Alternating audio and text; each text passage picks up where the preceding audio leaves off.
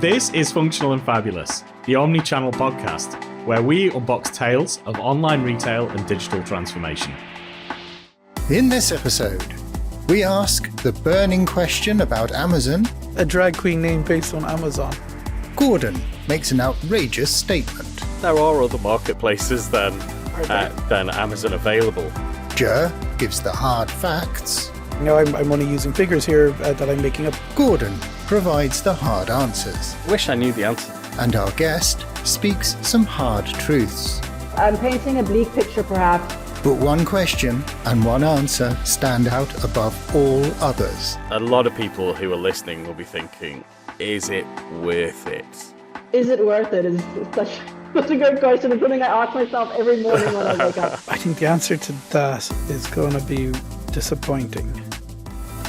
This episode of Functional and Fabulous is brought to you with pride by Studio 49, retail e-commerce experts, omni-channel growth consultants, and cut-through performance marketing specialists. Studio 49, where your digital retail success is built. Welcome to another episode of Functional and Fabulous. Today we have the pleasure of hosting Jamie Roller, the Marketplaces Director at Dr. Squatch, joining us from Cape Town, South Africa. With over a decade of experience in global strategy, consulting and high-growth e-commerce companies, Jamie leads the Marketplaces team at Dr. Squatch, one of the most dynamic brands in the consumer goods space. Jamie's expertise in growth strategy, particularly within marketplaces like Amazon, has been instrumental in driving Dr. Squatch's growth, and under her leadership, the team have been navigating the complexities and demands and balancing the various marketplaces that Dr. Squatch works with, including Amazon in multiple jurisdictions, Walmart, Target and TikTok Shop. Jamie, Amazon and marketplaces, always a super topical thing to talk about. We're delighted to have you here to shine some light into the murky corners of the marketplaces world. Welcome. Thanks, guys. That was such a great intro. I'm so excited to be here today and to chat to you. Welcome to the podcast. Thrilled to have you as a guest. And we've got loads of questions that we are just going to start firing straight into if we can. Let's do it. So, marketplaces as part of an omni-channel mix and a Dr. Squatch being an omni-channel brand, how do marketplaces kind of fit in with Dr. Squatch's channel mix? It's a very interesting question, and it's something that's evolved over the course of our history as a brand. We were founded in 2013, and we started as a D2C first brand, and we had a lot of success building our business D2C first. We were very successful in our paid media and growth marketing online, and then Amazon kind of came alongside that for us, and it became a natural offshoot of what we were doing online for D2C. There's an obvious halo effect when you're advertising on Meta, when you're advertising on Google. Customers naturally will go to Amazon and search for your brand, so it makes sense for you to be there. But we've evolved at Dr. Squatch. We've evolved into a different era for the brand, and I think over the last few years we've expanded very rapidly in retail and bricks and mortar retail into Walmart stores, Target stores, etc. And I think, that's seen a huge shift for us as a brand and how we think about how we present ourselves in an omnichannel way. And now, Amazon plays a different role. So for us, it's like, well, how do it's really like the convenience channel for customers. So customers want to be able to, they might discover our brand in a Walmart, and then maybe they're sitting at home on a Sunday night and they think, hey, I need some more soap. So they might go to Amazon, and we also want to be available there. So it's like, it's evolved from the place where maybe a customer searches for your product because they see an ad to actually a place where we want to be able to deliver that the product to the customer for convenience sake. And actually just like it fills the gaps between anywhere else in the customer's experience. So I think we really want to make sure we're available wherever the customer shops and deliver that customer the kind of ultimate convenience. That's great. I think we probably want to give a bit of background in that we're about to get an Amazon.ie launch here in Ireland, and we probably want to demystify some of the terminology that kind of jumps around so that we can give like a baseline understanding. So you'll hear people talk about 1p, 3p, FBA, FBM, and you can see people will either glaze over, either with boredom or confusion. I like to think it's confusion when I talk about it. But could you give us a little bit of insight into like how Amazon kind of trading is structured? Yeah. It is. I mean, it is super confusing, and candidly, like I often do forget how confusing it is if you haven't been on the on the marketplace. But so basically, Amazon has two models of selling. They've got 1P first party and 3P third party. 1P is basically Amazon purchases from you as a wholesaler. You sell your products to Amazon, and then they have full control over when they stock your products, how they price your products, where they sell your products, etc. You have control over your product merchandising and your advertising, but essentially you give up all control over where your products are stocked. The one benefit, there are benefits to that model, and the benefits are that those products are ranked higher in Amazon's algorithm, and that you get Amazon preferentially places those products in front of customers. The other model is 3P or third party selling on Amazon, or what Amazon calls FBA, or seller, or being a seller, versus 1P, which is what Amazon calls vendor. 3P is when you get your product set up on Amazon, you set up the listings and the creative. You can send inventory into Amazon, but you still own that inventory. You control pricing, you control your ads, you control everything. You own the listings, you own the inventory. And that is the fundamental distinction, is the ownership of who owns the products and the listings and the inventory. And there are various pros and cons between each of those, but that is the basic model. For example, at Dr. Squatch, we're a 3P vendor. We choose to own our own listings, our own inventory, and manage our own pricing. There are other brands that will choose to go 1P. A lot of the big, like Unilevers and P&Gs, are 1P vendors. There are various ways to various pros and cons for each. Yeah, and I guess that the Unilevers and the P&Gs are very comfortable with that model because they have that effectively vendor relationship with most of their retailers. They're not really huge direct businesses. So that must give, but being a 3P vendor then on Amazon must give you some greater control over brand, particularly then from a pricing perspective. But I'm guessing that you probably have other brand protection challenges on a marketplace. Like, say, for example, if I bought Dr. Squatch product wholesale, could I go onto Amazon and sell that? Yep, absolutely. And we have had, at Dr. Squatch, we have had a number of challenges from a brand protection standpoint, and it's from exactly that. So historically, we've priced our products on Amazon slightly above our other channels for a couple of reasons. The main reason being that Amazon fees are very high. On average, you pay around, for example, in a beauty product, you pay 15% to Amazon just for a referral fee, and around 15% for fulfillment fees to get the product to a customer. That ends up being a lot. And so in order to make a decent margin, we decided to price our products up a bit. And we only sell bundles on Amazon. We don't sell our single bars of soap. We sell soap at Dr. Squatch. We don't sell single bars. We sell bundles of products.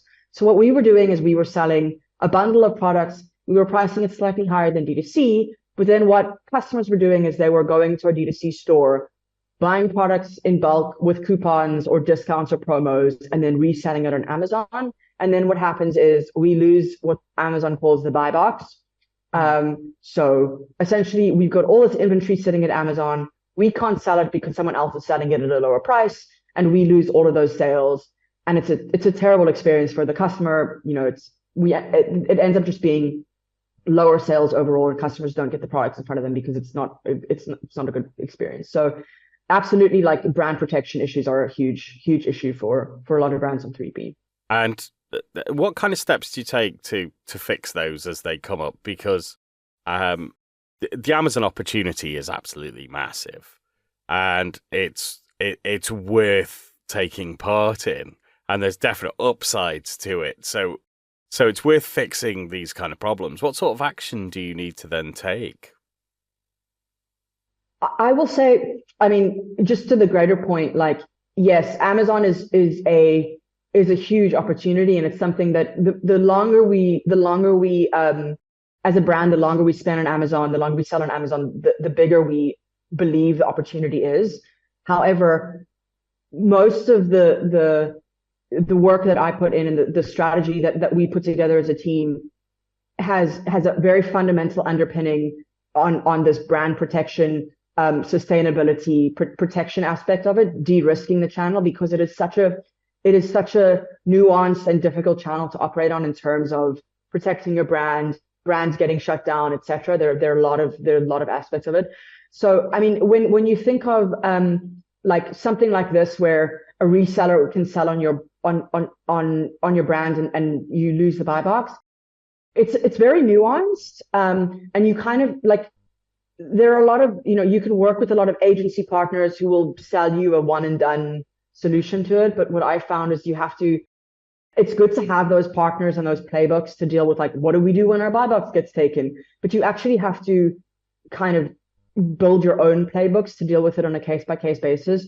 So for example, like what we did when we started getting these buy box issues was we actually started working with a vendor, an agency, a reseller agency, who actually had a PI on their team, a private investigator, and helped us investigate the actual, like, who these sellers were, where they were coming from. And then we had to figure out, like, how do we get these specific sellers shut down? Because it wasn't just a matter of what these agencies normally do, which was like send them cease and desist letters. No, like, we actually had to link them to our wholesale accounts and get them shut down directly, because or else, like, they would just carry on selling. So you do have to be prepared for, like, real, like, rolling up your sleeves and getting dirty, because it is pretty nuanced. I think that's one of the things that we've seen with respect to Amazon.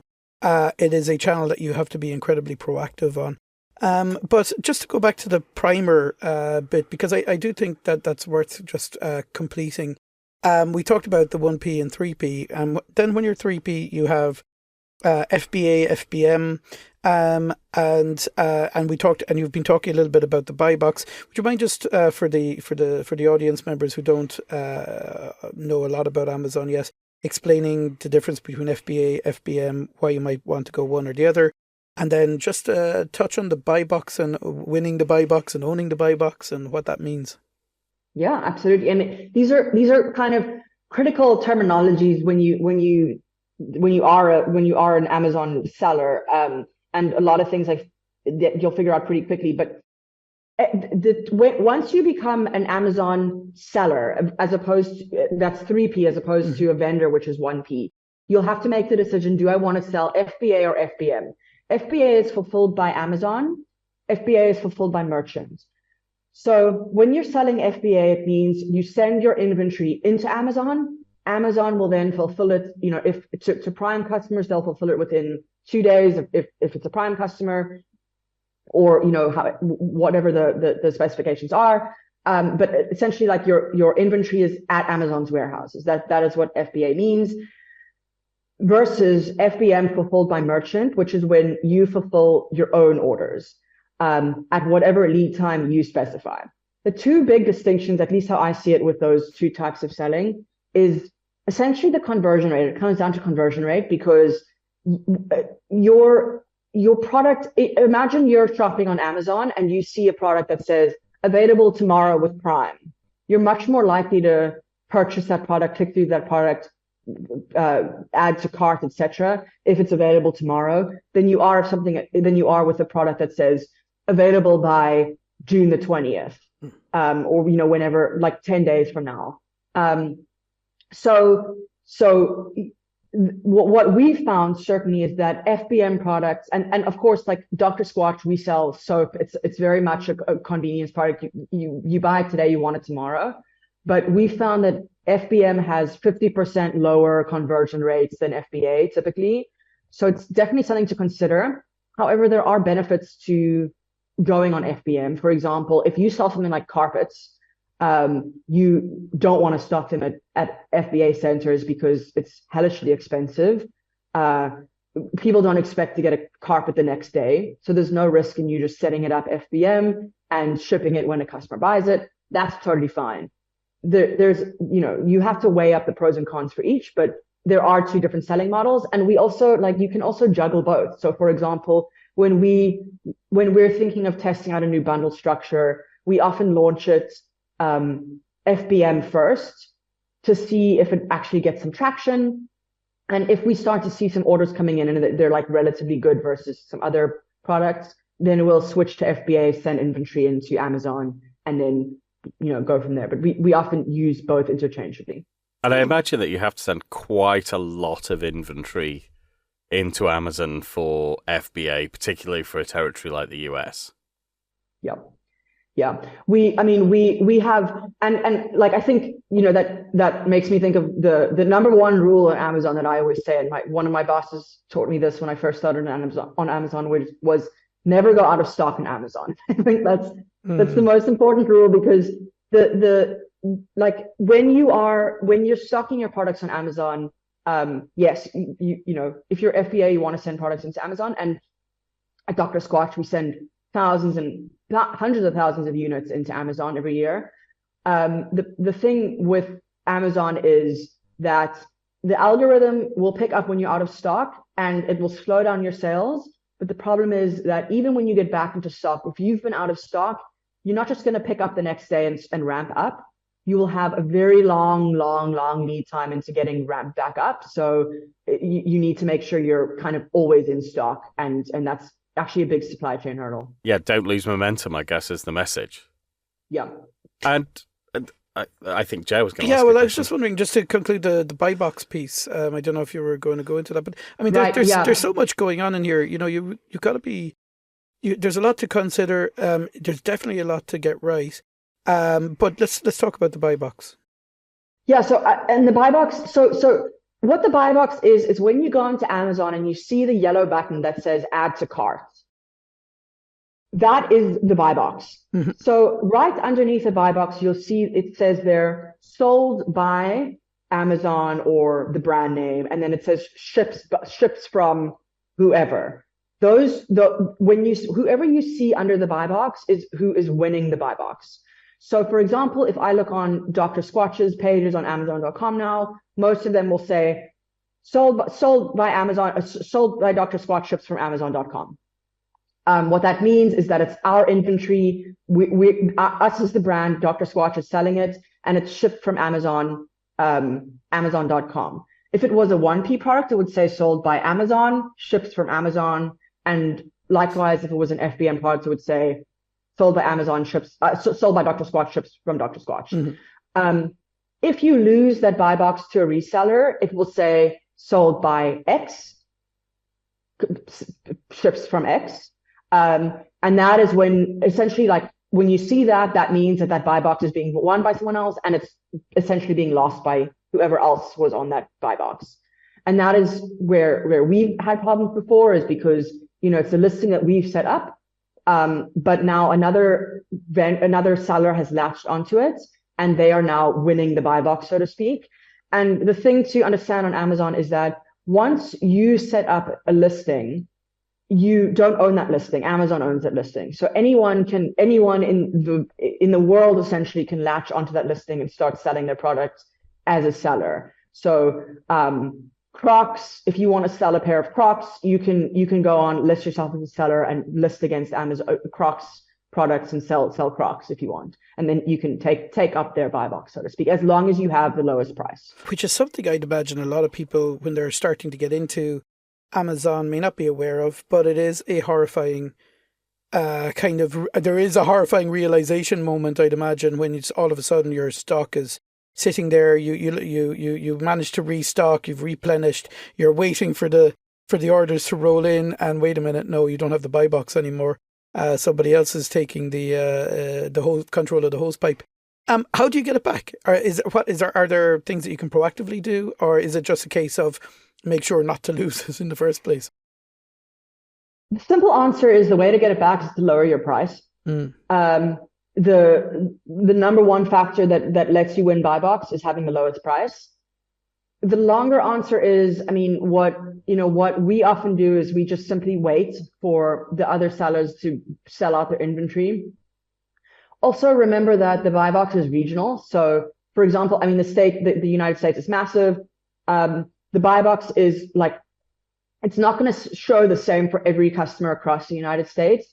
So if you're in Pennsylvania and there's inventory near you, but there's not inventory near you for the same seller in Los Angeles, it's not that two customers in those places aren't going to see the same person winning the buy box. Mm-hmm. So what you can do is just like wait until that seller sells out, kind of try to make sure that their source of inventory gets shut off and just allow them to sell out. If you're really desperate to own the buy box, just drop your price. Unfortunately, there's not that much else you can do because remember that Amazon like wants to give the lowest price to customers. So they will do whatever they can, if it means creating a bidding war between sellers to let them win the buy box, then that's what they'll do. Yeah, I think it's, if my understanding is correct, it's probably also worth flagging that Amazon is very much a data-driven and process-driven organization. So there's little room for nuance. So you can't be calling your account manager and having a chat with them like you might with a wholesale customer. That's very different. It's very binary with Amazon. You're either meeting the criteria or not.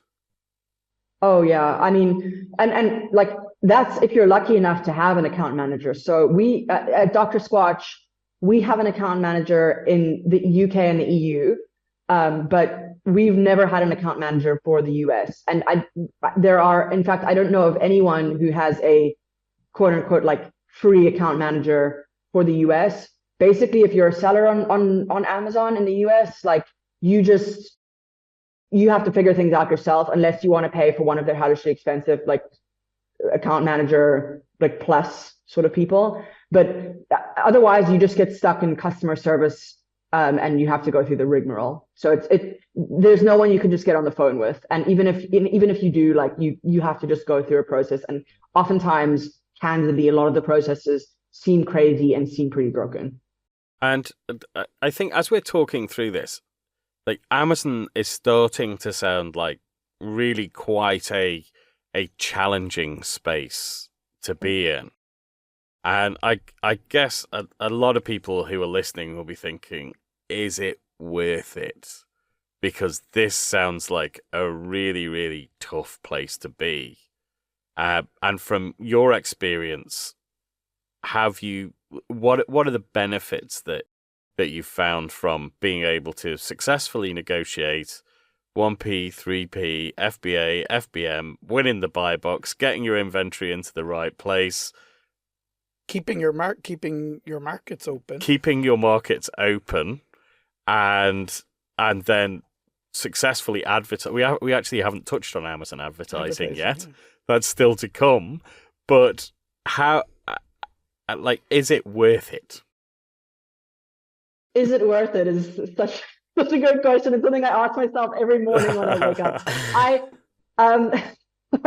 No, I mean, I'm painting a bleak picture perhaps, but like a lot of my job is thinking through these risks.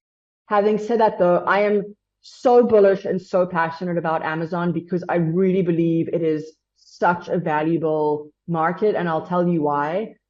It is this captured audience. I'm sure a lot of people listening to this can relate to, like, you want to buy a gift for someone, or you need to restock your kitchen, or you need to get a new, I don't know, monitor or something. You just go onto Amazon and you purchase it. Like, it is such a valuable platform because you've got such a captive audience. Not being there you're leaving money on the table.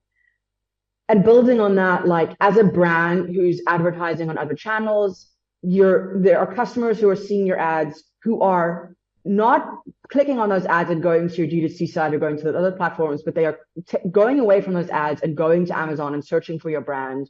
You're losing those customers if you're not on Amazon. We have seen at Dr. Squatch literally an 8-figure halo effect from doing zero, like not even pushing ads off Amazon to Amazon. That we built a massive business just because people look for our brand on Amazon because we advertise for it digitally off Amazon. And so just to call that out, basically what you're saying is you're advertising in on Meta, you're advertising maybe in TikTok or in occasionally PPC, and people are seeing those ads and they're going on Amazon to find your product. And I've definitely done that. I always I in particular look at Amazon for reviews. I want to hear what people say about the product, and because I probably wrongly or incorrectly think that the Amazon reviews are going to be a bit less biased, and that's a whole other topic. We won't even get into that one. But so what you're saying is you're seeing this 8-figure halo effect from advertising on other platforms, but seeing the results and the conversion in Amazon. You just look at like Dr. Squatch's branded search on Amazon in the US. We have at one point, our searches for Dr. Squatch soap were higher than searches for the biggest category term, which was bar soap, which is just insane, and higher than any other brand. And that is because all of that money that we were spending on Meta that was driving to D2C was creating this huge amount of awareness for us on Amazon. And that was before we were putting a lot of focus on Amazon. It was just a complete halo effect. So I think what I take from that is if you're not at least active on the platform, at least putting your products there, you're losing out on a huge amount of goodwill that your customers could be giving you because they want to buy your brand there and it's not available. So the very least that you could do is just put your brand in Amazon and capture that awareness and that intent from the customers that are looking for your brand. Yeah, I think that's key, because that then leads into the question of Amazon ads and how you make sure that your listing is in front of the customer when they're searching for your brand, and how you intervene into that I suppose discovery flow for customers. And we probably will run out of time if we start going into the minutiae on Amazon ads, but that's also something that people are going to have to consider, and I'm sure you have to consider in your role on a daily basis. Yeah, Amazon ads. So I think the important thing to know about Amazon ads, at least how I think about it, is that firstly, Amazon and all of the other the online retailers are following suit, but Amazon has expanded their ad inventory so much over the last few years that if you search for something, most of the first page is sponsored product placements. So in other words, if you are not advertising your product, even on your branded listing,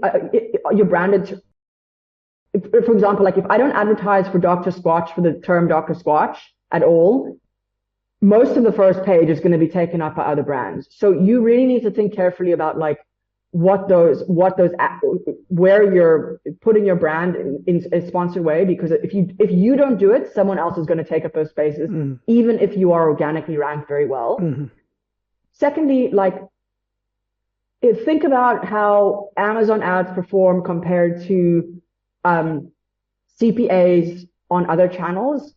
As of today, the cost per click and the cost per acquisition for most keywords and for most ads on Amazon is lower, or at least tends to be lower than it would be if you were acquiring a customer on Meta. So if you think about and that's true for most brands, most brands that I've spoken to at least, if you think about where it makes sense to spend your money, it does make sense to, if you are, say, Dr. Squatch, and you are advertising for bar soap or men's soap, it does make sense to spend money on some of those paid search ads under bar soap or men's soap, because not only will you be getting those customers but that are searching for bar soap and men's soap, but you'll be doing it at a lower cost than you would be had you tried to acquire them on Meta or Google. Yeah, so quite broad. So you've got brand defense advertising, and then you've got customer acquisition advertising and general brand advertising. And we could probably talk for I'd say we could probably do an entire season on just Amazon before even getting onto other marketplaces, because there are other marketplaces than Amazon available. Tell us more. What other marketplaces are there? So obviously there are other marketplaces. Which ones is Dr. Squatch interested in, and what are you seeing in those marketplaces, Jamie? Yeah, it's a great question, and something I think about fairly frequently. The question of like, which marketplaces should we be playing in? And I think so. Today we are available on Walmart.com, again, both as a 1P and a 3P seller. We are on Target in the US. We're on Target as again 1P, 3P seller. We're on a lot of other retailer sites, Kroger, etc. Mm-hmm. And we're also on TikTok Shop. We also have Buy with Prime. Apart from that, we've not expanded too much online. And that's mainly for the reason that, mainly because, my leadership team has told me that I need to keep most of my focus on Amazon, even though I want to kind of expand to all of these other marketplaces. I think it's a good point that Amazon is such a massive channel, and every moment I spend away from Amazon is a huge opportunity cost. So while I am always asking myself, shouldn't we be expanding onto this Shein and Flip Shop and all of these new marketplaces, and I have them on a long list of backlogs. Ultimately, when I sit down at my desk every morning, I'm like, yes, but if I don't spend time on Amazon.com today or Amazon EU today, then it's a massive opportunity cost. So we've purposefully kept our list of marketplaces small today, with a long backlog of things that we'd like to eventually try out when we ever get time. And just to extend that question a little bit, so obviously you've just expressed that very clearly. If you're spending time away from Amazon, there's an opportunity cost. So what is the benefit then of spending time on a Walmart or a Target or a TikTok Shop or any of the other ones? What are the benefits there? Well, there are a few, and the way that I see it is this really is, we don't know what the future is going to look like in 5 or 10 years. And when I close my eyes and think hard about what the e-commerce landscape is going to look like in 10 years, I find it very hard to believe that there's 100% probability that Amazon's going to be as big as it is today, and that there's not going to be someone else that's also as big. So I think I want to set up Dr. Squatch for success wherever we can, and I want to make sure that we're fully set up in the other channels that are going to be those big channels in a few years. And so I think it's important to at least start dipping our toes in those channels. There are other reasons too, Walmart is very heavily pushing digital penetration as one of their company-wide business goals. And so it's important, to think of it not just where could be big, but also how do we, if we want to be big at Walmart, we have to also be big on Walmart.com. And so we need to make sure, as part of the omni-channel business, we need to lean in there. Yeah, so I guess, and just to clarify, for those who don't know the Dr. Squatch business, so you have a large wholesale business where you're selling into retailers and they're distributing on your behalf. You have a large D2C business where you're selling direct from your own website. And then you have a very large as well marketplaces business, which is substantially Amazon, I guess. So what you're saying is, if you want to keep friends with Walmart and Target and you want them to treat you nicely, we'll say from a retail perspective, you should, or it's wise to also use their marketplaces. Is that's part of it, or is it that they're cheaper? Obviously they don't get as many eyeballs, presumably, but they still get a lot. Is it cheaper for you to sell there, or? The truth is that if you're playing in Walmart, for example, Walmart, and it's not just Walmart, it's a lot of retailers these days. I can think of many, many retailers that I've worked with and that I know of, and that people that I know are working with now, where they are a very like one of the top five, all of their one of their top five agenda items is digital penetration. And so if you want to play nicely with these retailers, you have to show them that you're also supporting them digitally and on their online stores. So, whether or not it's cheaper, and they often do try to make it cheaper, but whether or not it's cheaper, you have to show that you're supporting their digital agendas. Yeah. I was going to say, I think it's part of having a balanced distribution strategy. Yeah. So the Walmart audience may be slightly different to the Amazon audience, maybe slightly different to the Target audience and the Kroger audience, and so on and so on.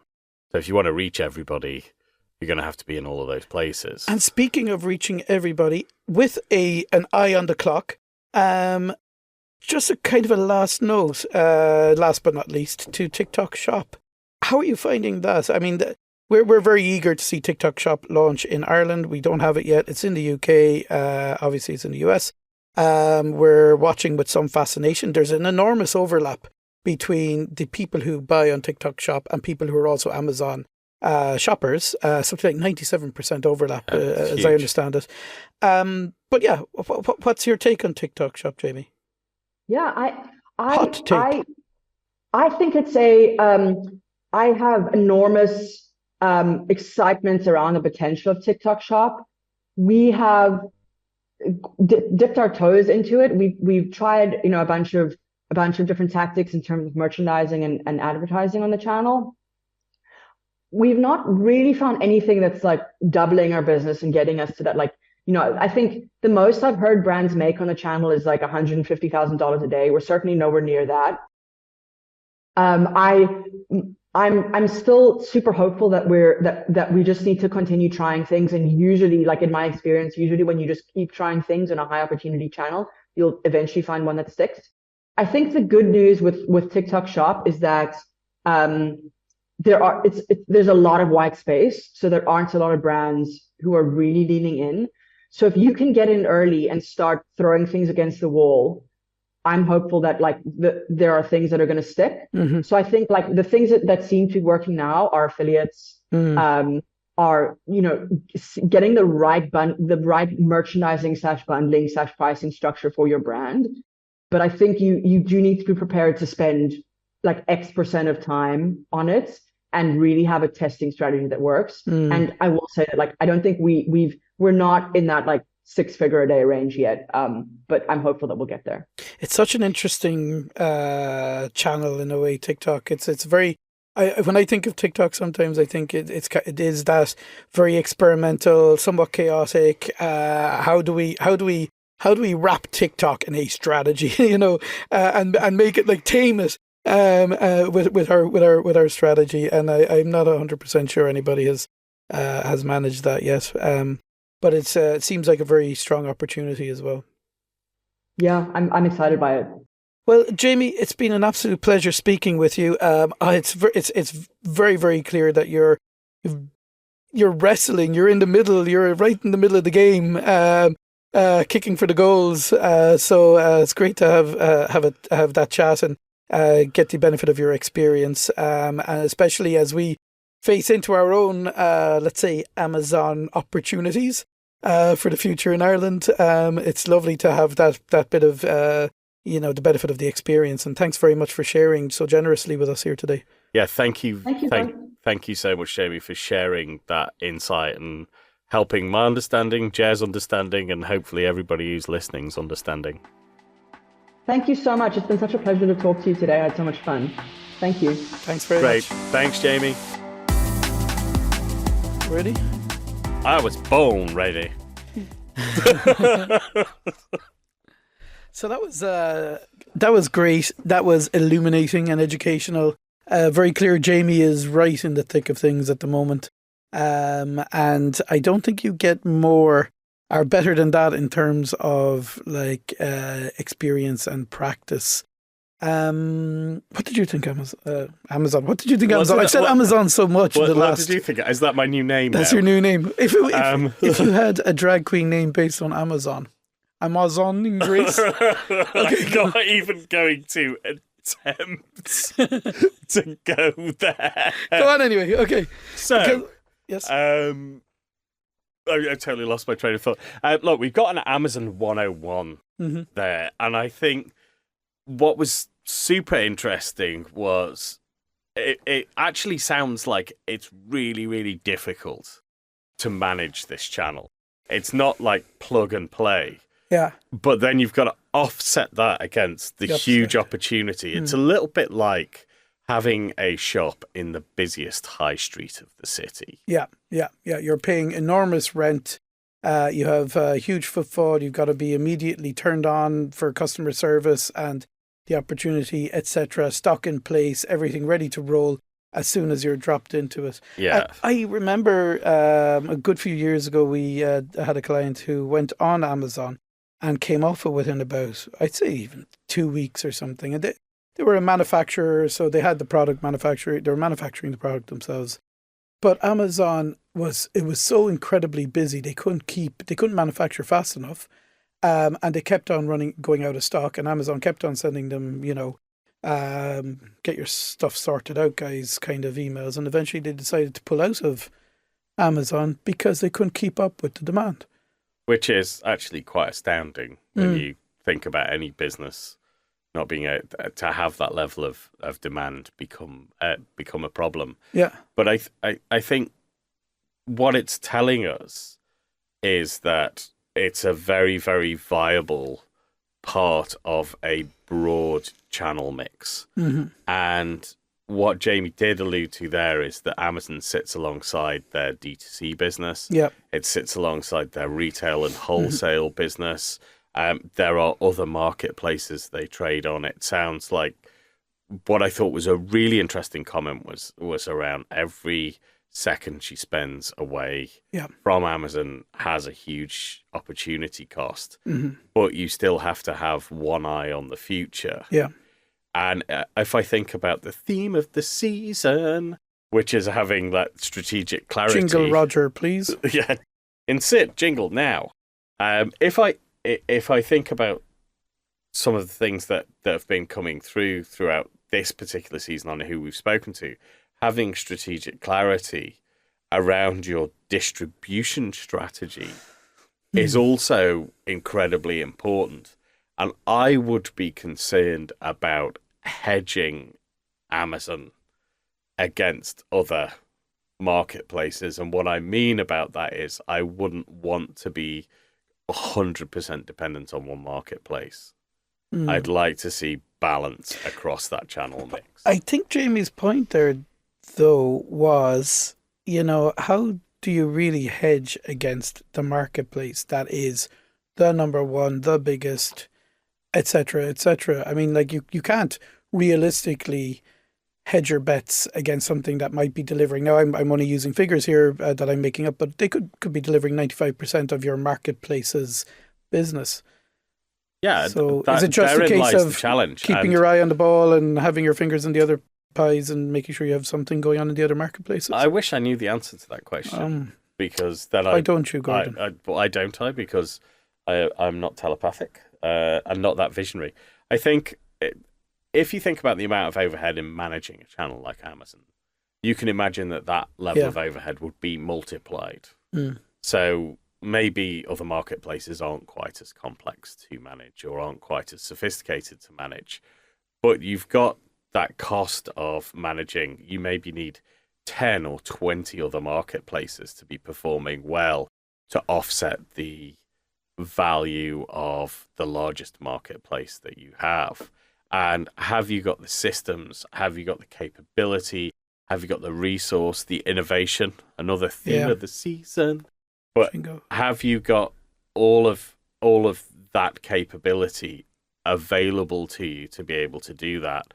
Or do you just make the decision to focus on one particular marketplace and really excel there? I think it's a very interesting balance that brands will need to strike. Yeah.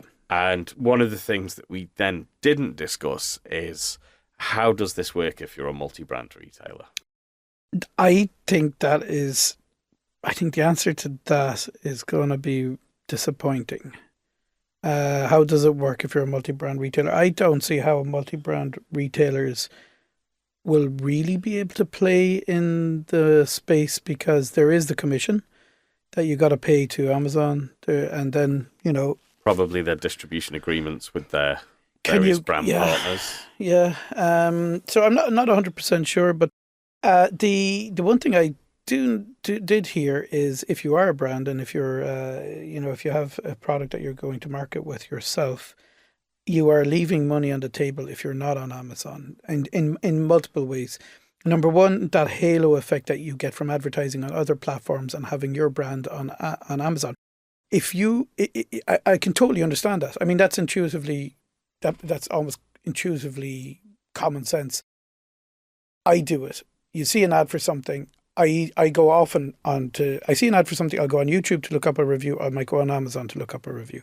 So if, as a brand, you're advertising on another platform, you're not selling on Amazon, you're feeding somebody else, because somebody else who might be selling your brand on Amazon and taking advantage of the halo effect that you would otherwise be taking advantage of. So you're leaving money on the table in that respect. And also this whole idea that other people might be selling your brand or your products, or very, very, very similar ones on Amazon, and you're not getting the benefit of it. So I once heard Amazon described, and I thought it was a really, really great description of it, as a data problem. So if you view Amazon as one giant data problem, and you've got buyers and sellers, supply and demand, and there's constantly people, organizations, could be individuals, it could be corporations, who are constantly looking for opportunity. And if they find something that is being searched and there is no direct product match for that, then there is an opportunity there. And wherever there is an opportunity, someone will come and fill that gap and exploit that opportunity. And if that's obtaining your brand through the grey market, obtaining it through a different wholesale channel and jumping in there, they will get into that space. And I suppose that's basically what a marketplace is. But even as Jamie mentioned, they had that issue where the product was they were selling their own product slightly more expensive on Amazon, and they had people going direct to their website, buying the product with, let's say, a coupon, and then selling it on Amazon slightly cheaper than their own. You see this loads. It's called product arbitrage. Yeah. And if you pop into YouTube, Amazon product arbitrage, there'll be people who go around. They go around to like Tesco and to Boots. I've seen this. I got into one of my YouTube rabbit holes. Yeah. And they go in and they find products, and then they'll look for that product that's been discounted. They'll look at the pricing of it and the demand patterns for Amazon. They'll buy it off the supermarket shelf and they'll sell it themselves. Yeah. And there's people constantly doing that. And I suppose, that's true kind of free market behavior. Capital, yeah. I think so. That we had that whole question about the challenges of Amazon. I think there are plenty, but also it is quite refreshing, and I suppose not unexpected, but definitely refreshing to hear how bullish Jamie also is at the same time. So she's in the thick of it. She's getting grey hairs. She's waking up in the morning wondering, is it all worth it? But at the end of the day, she decides it is, because the opportunity is enormous and they have to be there. Yeah, and I think that's the big learn for me today is, yes, it's hard work. Yes, it's difficult, but yes, it's really, really worth doing.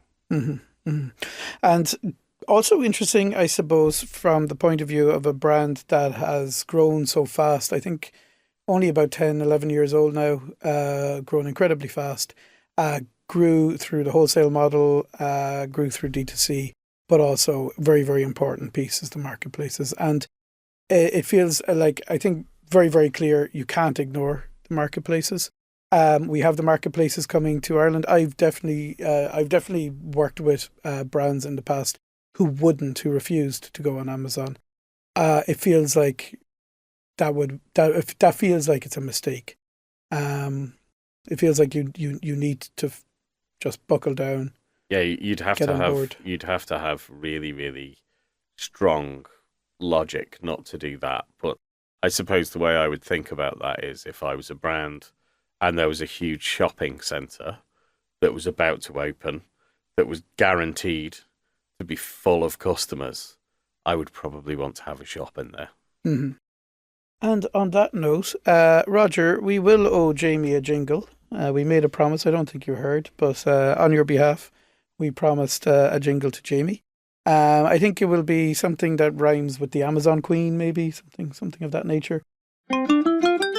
Jamie Roller, the Amazon Queen.